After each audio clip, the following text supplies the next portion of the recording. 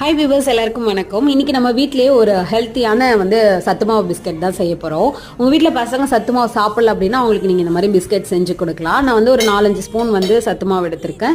இது கூட பார்த்தீங்கன்னா நம்ம மல்டிகிரெயின் சத்து மாவு தான் எடுத்திருக்கேன். இதில் நம்ம baking soda, baking powder and உப்பு ஒரு 1/4 ஸ்பூன் எல்லாம் சேர்த்து 1/4 ஸ்பூன் வர அளவுக்கு சேர்த்துருக்கேன்.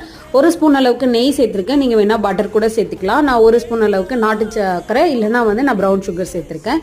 இது நான் தண்ணி ஊற்றி தான் கொஞ்சம் கொஞ்சமாக பேசுகிறேன். நீங்கள் காசின பால் கூட ஊற்றி பிசைஞ்சுக்கோங்க. இந்த பதம் வந்ததுக்கு அப்புறமா நம்ம சைஸ் எந்த சைஸுக்கு வேணுமோ அந்த சைஸ் பிஸ்கெட் தட்டி எடுத்துக்கலாம். நான் இரும்பு தவால உப்பு போட்டு ப்ரீ ஹீட் பண்ணி வச்சிருக்கேன். அவன் இருந்துன்னா இனிமே உங்களுக்கு நல்லா வரும்.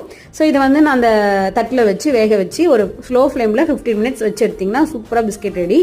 நான் வெந்ததுக்கு அப்புறம் கொஞ்ச நேரம் அதிலே வச்சுட்டேன். நீங்கள் உடனே எடுத்துருங்க. அப்போ தான் பிஸ்கெட் இந்த மாதிரி கொஞ்சம் கூட கருகாமல் இருக்கும். பட் டேஸ்ட் சூப்பராக இருந்துச்சு. கண்டிப்பாக நீங்கள் வீட்டில் ஒரு நாள் ட்ரை பண்ணி பாருங்கள். இந்த வீடியோ உங்களுக்கு பிடிச்சிருந்துச்சுன்னா லைக் பண்ணுங்கள். நம்ம சேனலை சப்ஸ்கிரைப் பண்ணுங்கள்.